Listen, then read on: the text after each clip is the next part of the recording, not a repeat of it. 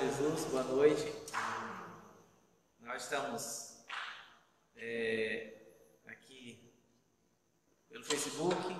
Você que está em casa pode estar nos acompanhando e ouvindo a palavra, né? Quem está evitando sair pode ouvir em casa, né? Então, que Deus venha estar falando ao meu coração, para que eu venha liberar a palavra de Deus e Deus fale ao teu coração. Vocês que estão aqui e vocês que estão em casa. Aqui nós estamos com um ambiente apenas para 50 pessoas, pela questão da orientação do Estado. Então, nós só temos 50 cadeiras aqui. E a palavra de Deus vai ser pregada, né, irmãos? E eu quero falar um pouco para você nessa noite, com vocês, sobre a nossa posição, a nossa postura. E a pergunta que eu faço para vocês é: quem somos? Como é que você se vê? Como é que você se vê? Você vive como um servo de Deus, mas qual é a tua postura no mundo espiritual? Então, quem somos? E eu quero te dizer que vai ficar em cima, vamos resumir a mensagem nessa noite, em cima desse detalhe. Quem somos? Por quê? Muitos não entendem, muitos não sabem, mas nós somos soldados enviados para uma missão. Tá? Nós somos soldados enviados para uma missão. Você não está aqui na terra porque você é melhor do que aqueles que já morreram. Nós estamos aqui na terra, mas nós não somos melhores do que muita gente que já morreram. Pessoas que morreram cedo, jovens, e que, entre aspas, era bem melhor que nós. E eu posso citar um exemplo de um médico, que morreu, se eu não me engano, foi em 2018 ou foi no ano passado? Acho que foi em 2018. Aquele médico que foi morto em um assalto. Ele que criou um projeto muito bom para o Brasil. Eu não sei se foi São Paulo ou foi Rio, não lembro muito bem. Eu só lembro que a obra que ele fez foi uma obra muito boa. Né? São Paulo, né? Então, vocês aqui lembram da história daquele médico japonês? Que o pai foi incentivo ao pai, ele viu o seu pai morrer, né? Ele falou: eu vou ser médico para me cuidar das pessoas. Ele é um exemplo que eu estou citando aqui, mas eu poderia citar tantos exemplos de pessoas boas, entre aspas, bom, porque Jesus falou que ninguém é bom, né? Então, mas é uma pessoa que fazia um trabalho maravilhoso, e até hoje existiram tantas pessoas que desenvolveram um trabalho tão bom, ajudando vidas, salvando vidas, curando vidas, e essas pessoas já morreram. Aí ficou eu e você aqui, né? Como diz os mais velhos, com a cara para cima e achando que somos importantes, né? Então, a nossa função, o nosso papel é trabalhar em favor de um reino. Amém? O nosso papel, a nossa função hoje é essa. Unicamente, exclusivamente. Não fique pensando que você está aqui na terra porque você tem que ser a pessoa mais especial da face da terra e você tem que ser o cara ou a cara, né? Não. Você tem que entender, nós precisamos entender, eu me coloco também, nós precisamos entender que nós somos chamados com uma missão. Deus nos chamou com uma missão. E ninguém é mais importante que ninguém. Ninguém, irmãos. Ninguém é mais importante que ninguém.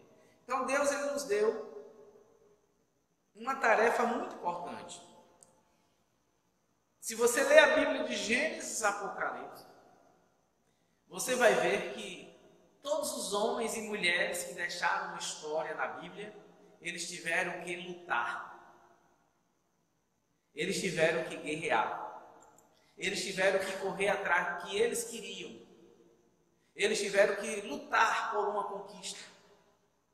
Então nós precisamos entender isso, pessoal. Que nós estamos em uma missão e tudo o que fazemos tem um aval do mundo espiritual. Tudo que você faz hoje, tudo que você faz, só acontece no mundo físico porque é liberado no mundo espiritual. Tá? Nada acontece aqui na Terra, no mundo natural, sem que antes aconteça no mundo espiritual.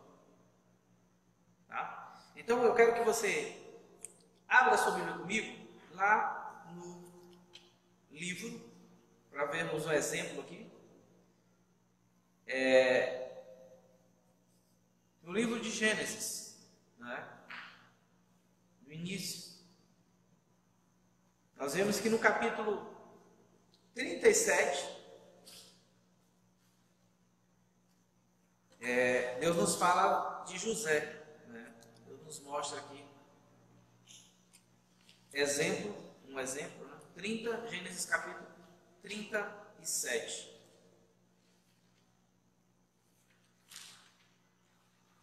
Você que quiser nos acompanhar de casa, Gênesis capítulo 37. Nós vemos a história de José. E eu quero te dizer uma coisa. Guarda o que eu vou te dizer aqui.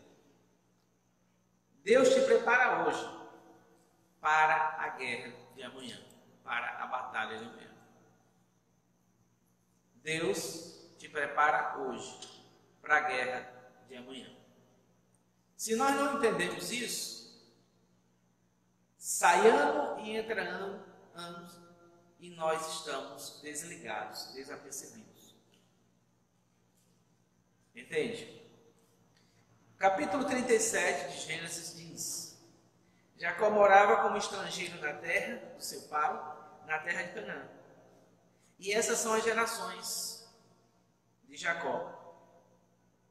José, tendo a idade de 17 anos, estava com seus irmãos apacentando os rebanhos, e sendo ainda jovem, andava com os filhos de Bila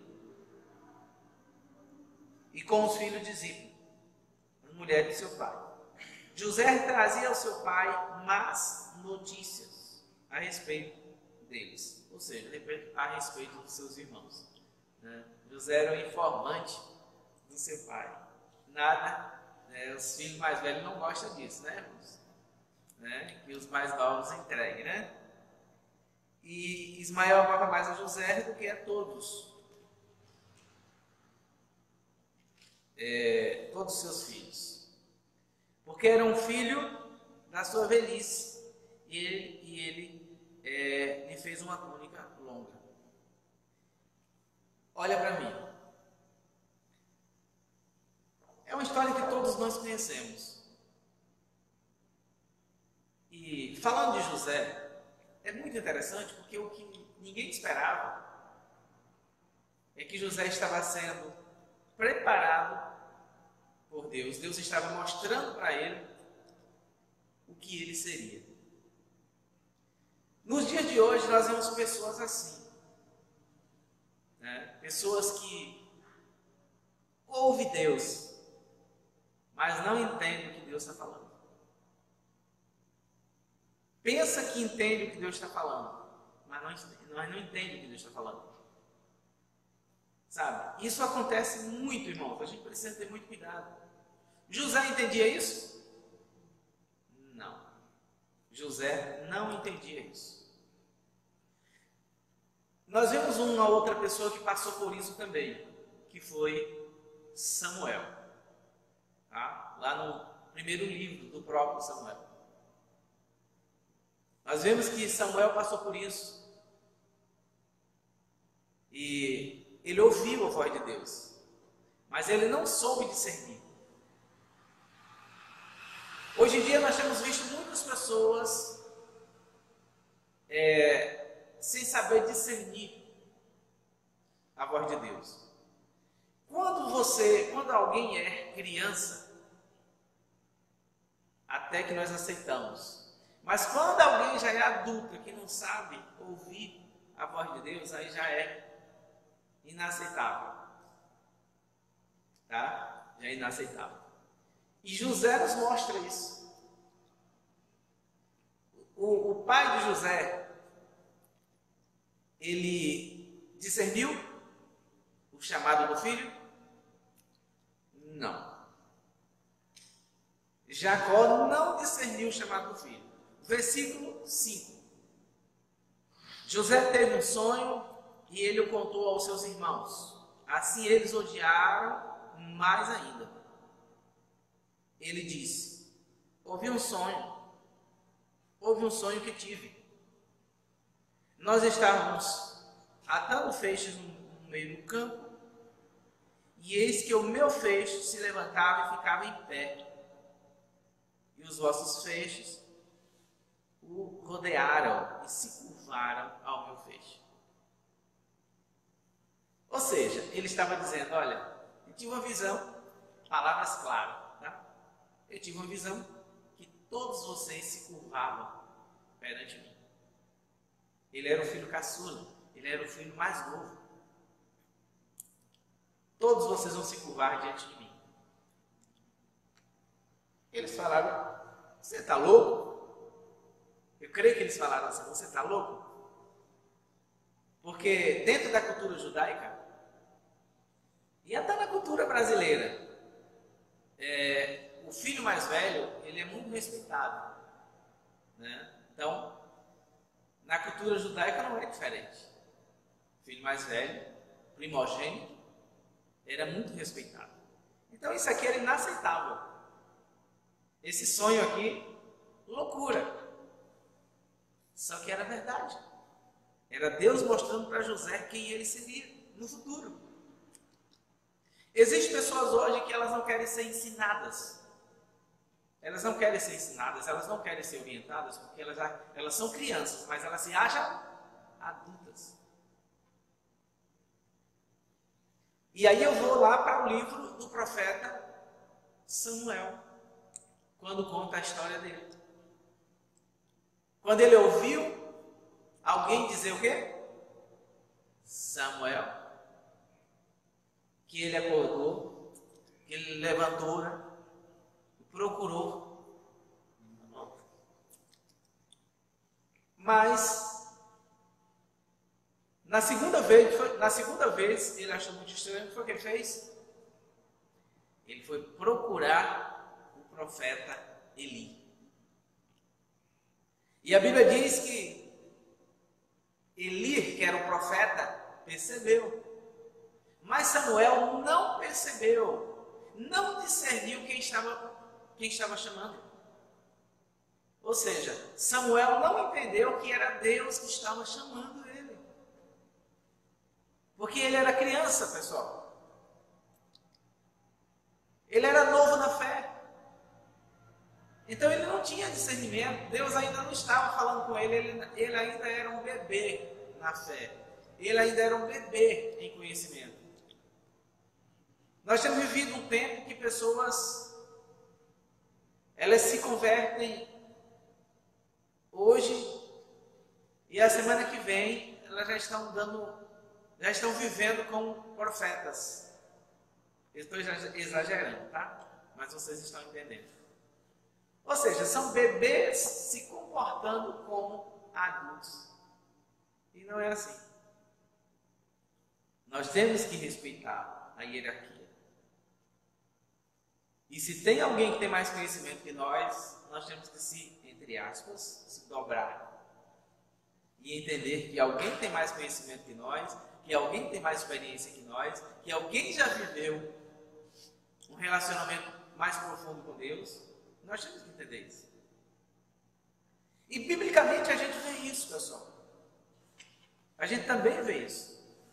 Você sabe qual é o forte de um soldado? De um exército comum? É obediência. É ele saber o que ele vai fazer e desenvolver o seu papel, o seu chamado. Desenvolver a sua função para a qual ele foi direcionado. Tá? Então, nós precisamos entender que a Bíblia, desde Gênesis, já nos revela esses detalhes de entendermos o propósito de Deus para nós. E não queremos que Deus que venha nos entender. Eu quero que você abra a sua Bíblia comigo, um pouquinho antes, em Gênesis capítulo 15. Gênesis capítulo 15. Porque se não fosse a obediência de Abraão,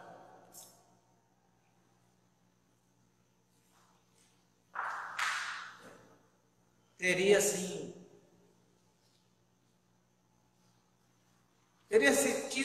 eu acho que vou tratar como um problema na história, né? Vou chamar de problema. Porque quando Deus falou para ele, sai da tua terra, lá no 12, capítulo 12, você pode abrir no 15, né? Mas no capítulo 12, Deus fala para ele, sai daqui, vai para o lugar que eu vou te mostrar, que eu te mostrarei. E assim ele foi, e assim ele fez, ele obedeceu e foi. Se ele não tivesse ido, ele teria atrapalhado, entre aspas, o andamento da obra que Deus queria fazer. O capítulo 15, versículo 13, nos mostra algo interessante. E ele disse a Abraão, sabe que a tua descendência será estrangeira em terra, que não pertence a eles, e que serão escravizados e atormentados por 400 anos. Olha, meus queridos, Deus ele é maravilhoso. Amém? Deus ele é bom. E Deus faz tudo para nos ajudar. Deus faz tudo para nos ajudar. Ele até mostra as coisas antes de acontecer. E muitas das vezes nós não nos ligamos nesse detalhe. Olha que Deus chama Abraão, diz, olha Abraão, vai para o lugar que eu vou te mostrar, vai para o deserto, que eu vou te conduzir. Não sei qual foi o diálogo na íntegra, né? Mas talvez ele tenha falado, não vai ser fácil, tá? A caminhada tua não vai ser fácil, você vai multiplicar, mas esse povo vai ser escravizado. Os teus descendentes serão escravizados. Eles vão passar 400 anos presos. Mas eu vou levantar um libertador. Tudo passo a passo. Do chamado de Abraão até a saída do povo hebreu do Egito, através de quem? De Moisés. Meus queridos, a gente precisa entender que Deus também nos chamou com um propósito. Amém? Deus te chamou com um propósito. Deus nos chamou com um propósito. Você não está aqui apenas para semente, para multiplicar de forma aleatória. Deus tem um propósito na tua geração. Deus falou lá no Salmos 128, os teus filhos serão como o fruto da oliveira, vão produzir. A tua mulher como uma videira ao redor da tua mesa. Bênção. Deus, olha, é assim, você vai ver a bênção, a prosperidade dos teus netos, dos seus bisnetos, tataranetos e muito mais. E ele vinda dizendo que a bênção será sobre Israel. Então, como soldados que somos, nós precisamos desenvolver uma tarefa que não é fácil. Não vou dizer para vocês que é fácil, porque Deus nos chamou para uma batalha, para uma guerra, né? Por trás de uma conquista, pessoal, sempre vai ter uma guerra, tá? Sempre vai ter uma batalha. exemplo, citando o exemplo de Murilo, estava contando aqui, testemunhando, né? Domingo fez 8 dias, que foi a formatura dele, a colação de grau, e ele contando que não foi fácil, porque não é fácil. E nós costumamos sempre dizer que fazer um vestibular e passar não é tão difícil. Alguns acham tão difícil, tá? Mas difícil mesmo é continuar cursando. Vocês que já passaram pela experiência sabem o que é isso. Cada um com as suas dificuldades. Não é fácil. Não é fácil alguém entrar em uma universidade pública hoje e continuar firme em Cristo, no propósito, passando por necessidade como muitos passam. Muitos vivem nas repúblicas, passando fome. Sabe? Com fome, como é que vai raciocinar para estudar, para ter êxito? Entende, pessoal? O tempo integral, que era o exemplo do próprio Murilo, que eu posso citar aqui, que é tempo integral, é estudo de manhã, de tarde e de noite. Só vive para aquilo ali. É difícil, não é fácil. Tem que ter propósito, tem que ter foco. Então a luta é muito grande, irmãos. Tantas ideias malignas que são lançadas sobre eles dentro dessas universidades. Tantas ideias que vêm para tentar tirar o foco de Cristo da vida deles. Então, ou você sabe o que você quer, ou você sabe quem você é, ou você não vai chegar em lugar nenhum. Tem que ter propósito. Tem que ter propósito. A gente tem exemplo de tantos que perderam a visão, tantos que perderam o foco, porque não sabia quem eram. Muitos eram crianças que já queriam ser adultos, se comportar como adultos. Adultos se comportam como adulto, crianças se comportam como criança. E aí se dá mal. Então, por trás de uma conquista, sempre vai ter uma guerra. Não pense que nada vai chegar para você sem uma batalha antes, sem um joelho antes, sem um propósito definido antes. Se você não perseverar, a Bíblia diz que aqueles que forem salvos, eles precisam perseverar até o fim. Porque se não perseverar até o fim, não vão conquistar a coroa da vida.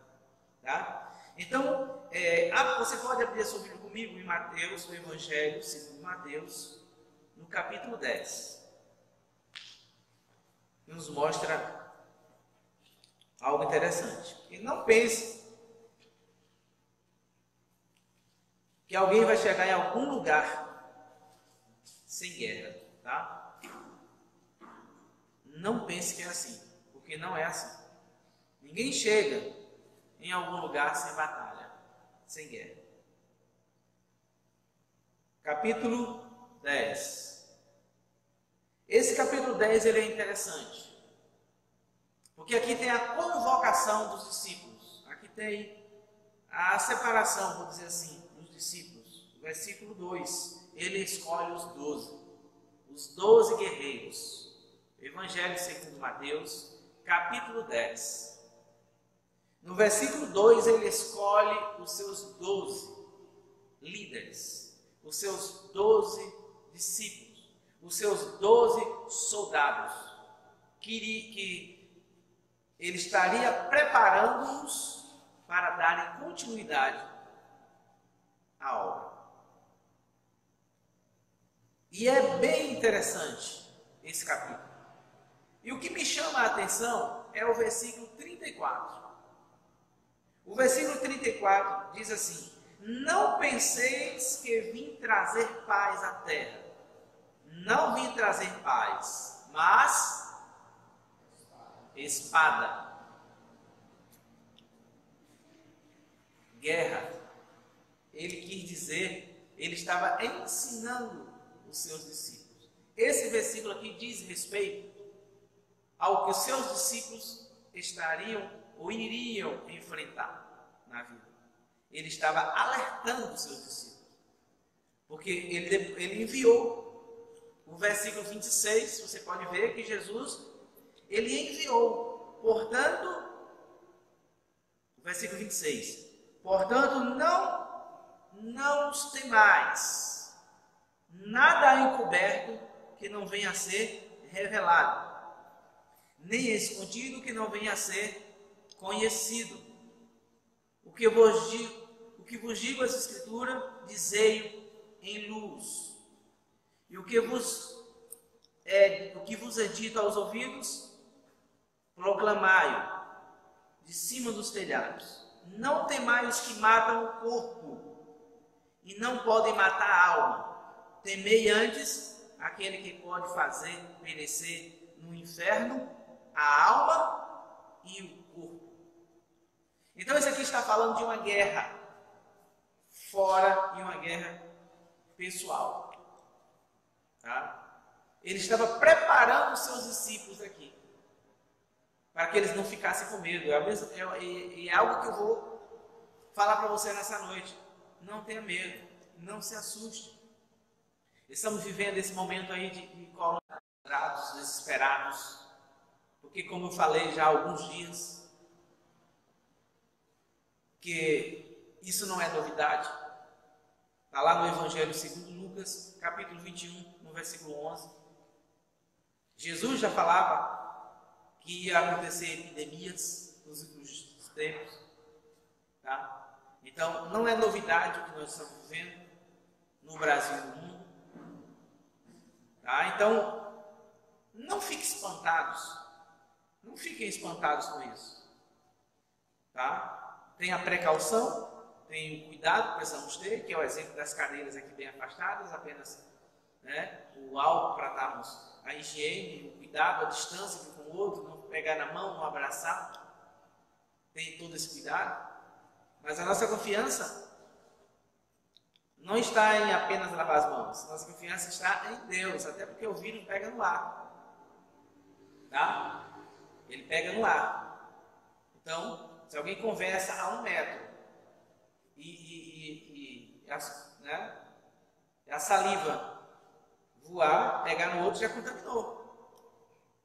Então a nossa confiança está em Deus. A Bíblia diz que alguns confiam em carros e cavalos, mas nós confiamos no Senhor, o Rei, o Senhor dos Exércitos. Então a nossa confiança está nele. E como soldados que somos, nós precisamos entender isso. Qual é o nosso papel aqui na Terra? Qual é a nossa função?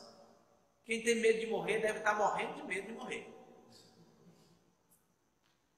Né? Quem tem medo de morrer está desesperado. Mas quem não tem medo de morrer, não está nem aí. Tá? Não está nem aí. Então, porque é algo que nós não podemos temer. Tá? Então, cuidado, porque ontem, por exemplo, hoje, e a gente está policiando muito. Ontem eu falei, eu não quero ver TV ligada aqui, eu não quero ver celular na minha frente. Tá? Ontem eu falei, olha, hoje eu usei em alguns momentos para estudar algumas coisas, mas eu falei, olha, vamos evitar, até citei no grupo da igreja, vamos parar com postar vídeo o tempo todo, com imagem o tempo todo, com falando de coronavírus o tempo todo, pelo amor de Deus. Já basta, a mídia, ela está falando desse negócio o tempo todo. Por um lado é bom, mas pelo outro lado é negativo, é doentio, adoece a mente das pessoas. Não perca, estive falando aqui, acho que no domingo pela manhã, não perca o foco, ou foi na quarta, não lembro. Não perca o foco. Não perca, porque Satanás ele faz de tudo para as pessoas perderem o foco. Tá? Eu sei que tem muita gente em casa, trancadas, desesperadas. E que as redes sociais e a TV é o seu alento. Deus é bem mais que tudo isso. Tá? Então, precisamos nos preparar melhor para a batalha. A gente percebe que pessoas elas não estão preparadas, elas não estão se preparando e quando chega um momento como esse, ela fica perdida, sem saber para onde ir. E mesmo sendo orientadas, elas ainda ficam sem foco e sem visão. Mesmo quando se orientam. Tem pessoas que entendem fácil. Já tem outras que não. Tem outras que não conseguem entender. Você grita e ela não consegue entender. Né? Então, precisamos nos preparar melhor para a batalha. Não temos outra saída, pessoal. Não temos outra saída. Nós somos chamados.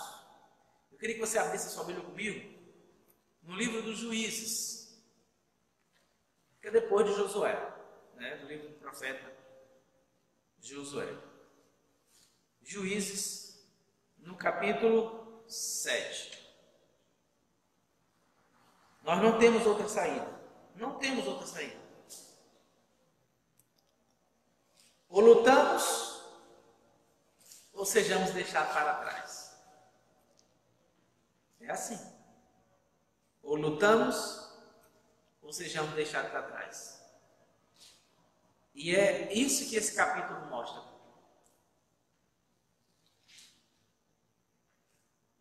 Juízes, livro dos Juízes, capítulo 7. E levantou-se Jerubbaal, que é Gideão, de madrugada, e todo o povo que estava com ele, e acampavam junto à fonte de Arode. E o acampamento dos midianitas se encontrava ao norte da colina de Mar, no vale. E disse o Senhor a Gideão: é demais o povo que está contigo, para eu dar os midianitas em suas mãos, a fim de que Israel não se glorie contra mim, dizendo: a minha mão me salvou. E o ser humano, ele é assim mesmo. Né?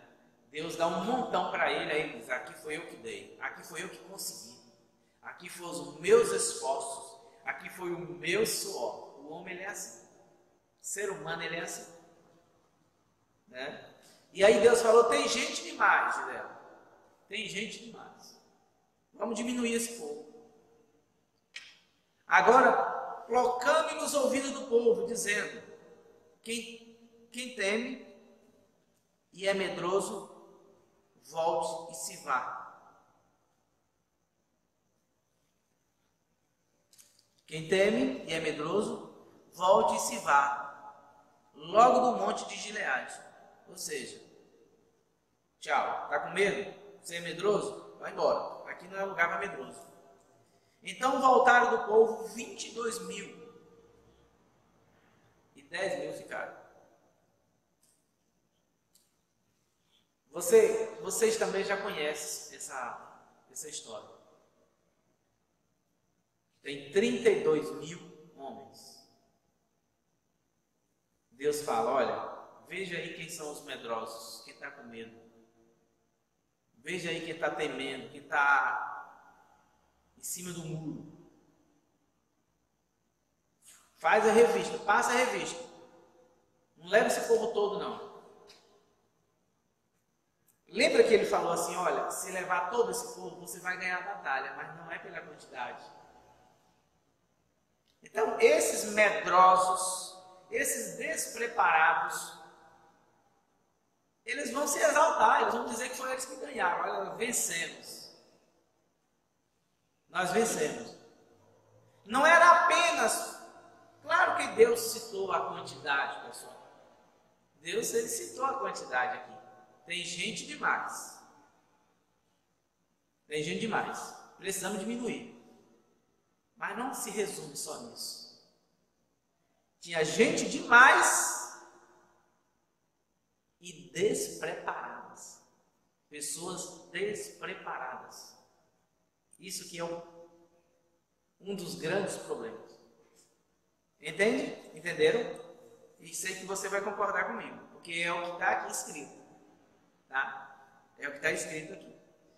Então, de 32 mil, Aqui está dizendo, olha, 22 mil. 22 mil ficaram para trás. 22 mil eram medrosos. Aqui diz que, perdão, irmãos, 10 mil. 10 mil ficaram, né? O próprio versículo 3, o final do versículo 3. Vamos ler para entender. Quem teme medrosos, volte e se vá, logo do monte de Gileade. Então voltaram do povo, de todo aquele povo, 22 mil. E 10 mil ficaram. Está correto, irmãos. Eu que estou embolando aqui. Está correto. Só ficaram 10. Jesus. Só ficaram 10. 22 mil foram descartados, entre aspas. Eles não estavam preparados. Eu fui que embolei o negócio aqui, irmãos. Perdão, tá? Aí, continuando, disse o Senhor Gideão, o povo, versículo 4, o povo ainda é numeroso, faz-o descer as águas, e ali os selecionarei, e será de quem eu te disser, este irá contigo, esse contigo irá. Porém, todo aquele de quem eu te disser, este não irá contigo, este não irá. Foi uma peneira. Tá? Recapitulando, de 32 mil, 22 mil foram descartados logo ficaram 10 mil, e Deus falou, ainda tem gente demais. Desses 10 mil, eu vou te dizer quem é que vai e quem é que não vai. Soldados é assim, irmãos. Muitos se alistam, mas poucos são chamados. Tá? Muitos se alistam, mas alguns são escolhidos. Versículo 5. Faz descer o povo às águas, e o Senhor disse a Gideão, todo aquele que lamber as águas com a sua língua, como o lambe o cão, porás à parte. Como também todo aquele que se ajoelhar para beber. Ou seja, separa aqueles que beberem água como um cachorro, como um cão, e separa aqueles que entrarem na água de qualquer forma, se jogarem, né?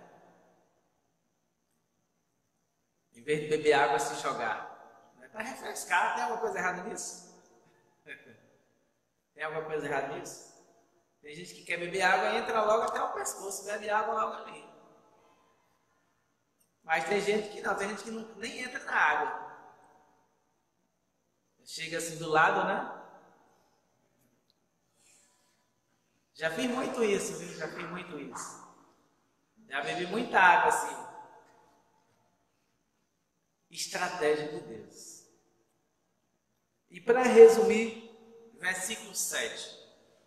O Senhor disse a Gideão, versículo 6. E foi o número dos que lamberam, levando a mão à boca, 300 homens. E todo o restante do povo se abaixou de joelho para beber. Aqui ele fala a questão de beber água assim, levando a mão na boca, e a questão de lamber. Não é isso? Todos aqueles que beberam água assim,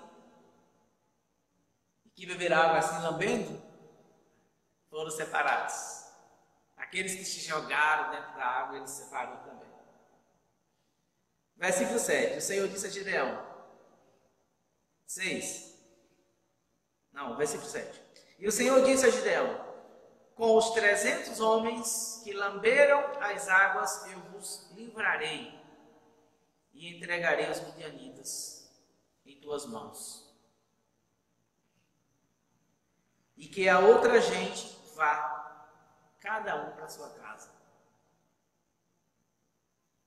De 32 mil, só foram escolhidos 300. Meus queridos, 300 soldados preparados foram escolhidos. Hoje em dia, se tem problema quando se escolhe. Estou falando das igrejas, dentro da igreja. Ah, porque fulano é melhor que Beltrano, escolheu Ciclano porque Ciclano é melhor que Beltrano. Eu estou falando de direção de Deus, não estou falando de par ou ímpar. Papai do céu mandou dizer, não. Estou falando de direção de Deus, de comando de Deus, do que Deus mandou, do que Deus direcionou. Não estou falando de axiologia. Ah, eu acho que não é assim.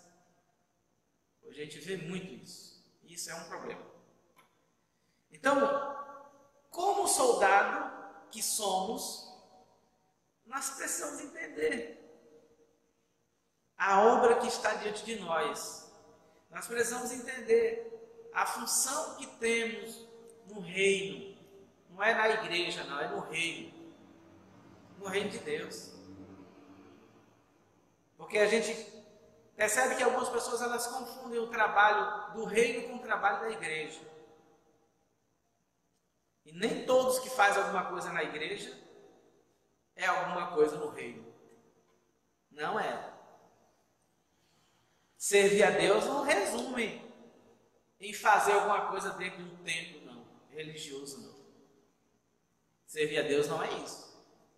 E as pessoas elas têm confundido isso. Eu sou um soldado porque eu frequento uma igreja. Sou um soldado porque eu sou servo de Deus. É por isso que eu sou um soldado. Eu sou um soldado porque foi Deus que me chamou. Eu sou um soldado porque eu sou revestido por Deus. É Deus que me dá as armas. A gente sabe que a igreja, o ministério é importante na nossa caminhada, na nossa trajetória. A liderança é importante. Mas a gente não pode esquecer do papel, da função do Espírito Santo em nós. Quem nos dá a direção para trilhar o caminho é o Espírito Santo. Tá? Então, nós precisamos nos preparar melhor para a peleja.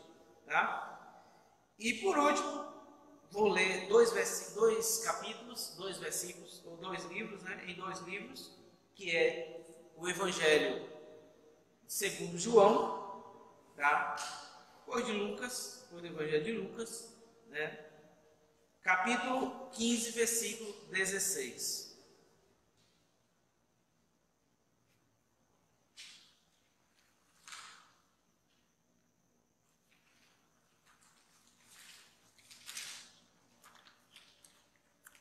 Diz assim: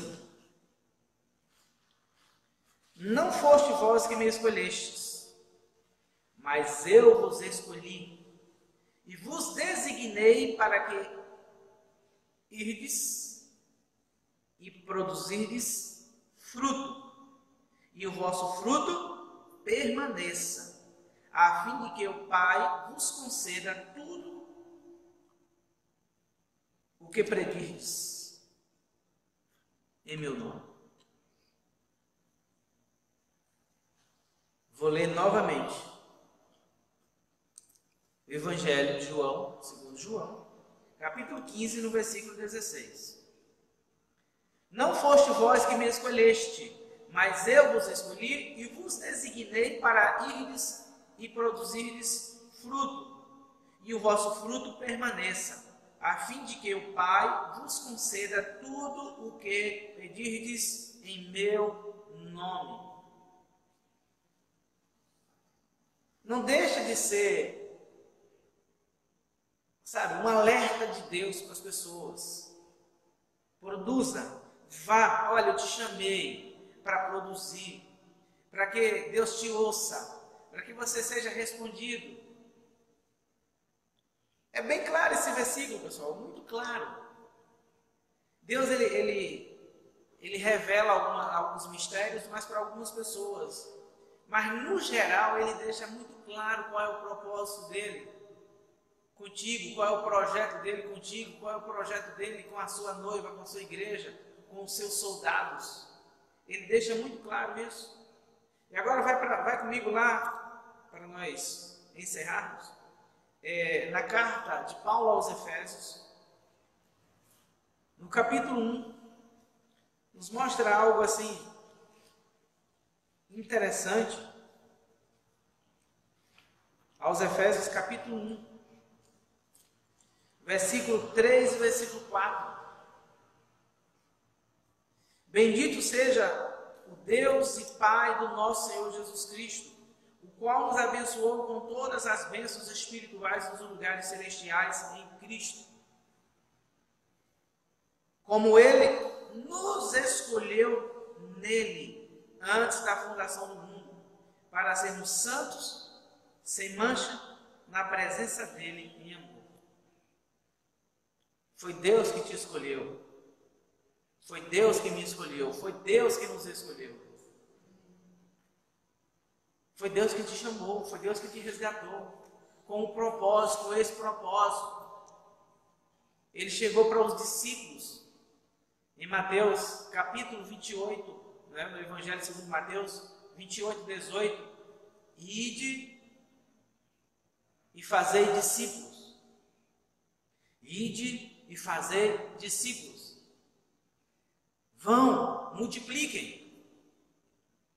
Que é o primeiro, eu costumo dizer que é o primeiro principal desejo. O principal desejo do coração de Deus é que as pessoas sejam salvas, que as pessoas se apaixonem por Ele, que as pessoas sejam apaixonadas por Ele. Esse é o principal desejo do coração de Deus.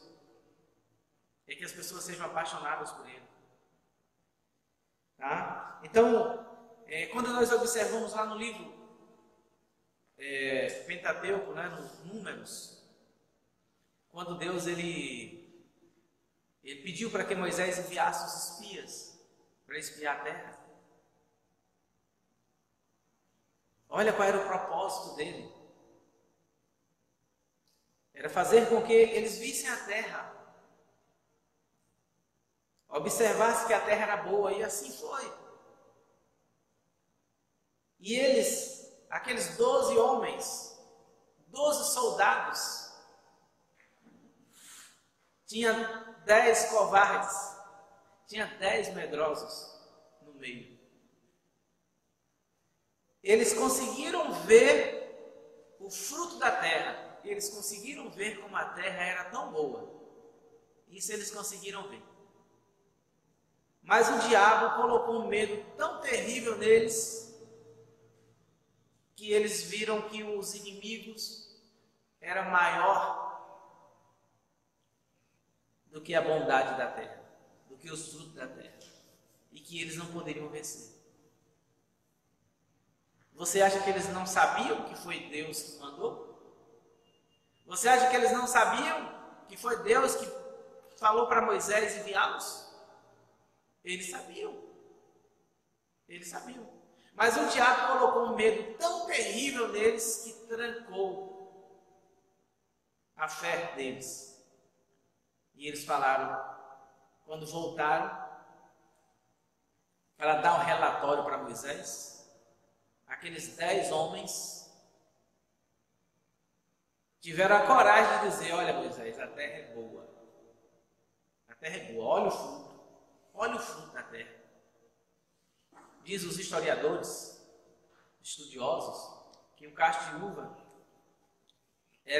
tinha que ser 2 homens para carregar um cacho de uva. E aí eles chegam para Moisés com o fruto da terra e diz, Moisés, a terra é boa, mas tem gigantes que são mais fortes e mais poderosos que nós. Eles estavam dizendo o quê? Eles estavam dizendo que Deus não poderia vencer aqueles gigantes da terra. Era assim, era simplesmente isso.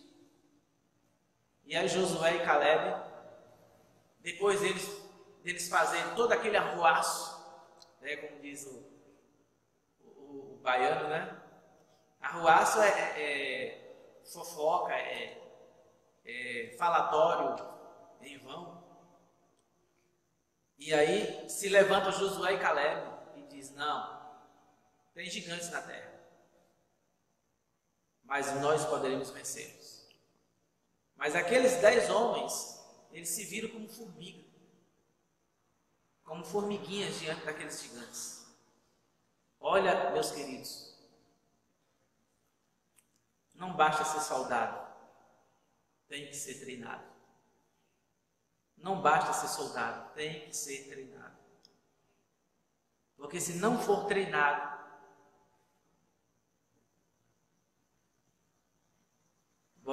faz a guerra, ou seja, faz um exército perder a guerra. Um grupo de soldados preparados faz o exército perder a guerra. A Bíblia também nos fala, quando o povo de Israel perderam a guerra por causa de Acã, um soldado sujo, um soldado imundo, fez o povo perder a guerra. Então não basta ser soldado, tem que ser treinado. Entenda qual o propósito de Deus para a sua vida. Entenda qual é o chamado de Deus para a tua vida. Entenda por que foi que Deus te chamou. Entenda. Não tenha medo, não se espante. Tá? Não se espante diante dos alvoroços que tem hoje em dia. Seja físico ou espiritual. Não tenha medo. Mas discirna. Procure discernir o que está em sua volta, que está diante de você, ou que está diante de você. Ok? Então, essa é a palavra que eu deixo para você nessa noite.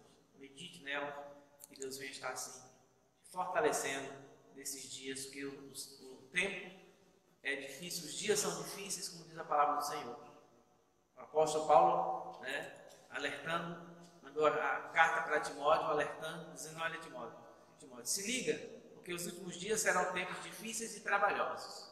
E esses dias é os dias que nós estamos vivendo. Ok? Deus abençoe vocês poderosamente e que a bênção do Senhor esteja sobre a tua vida.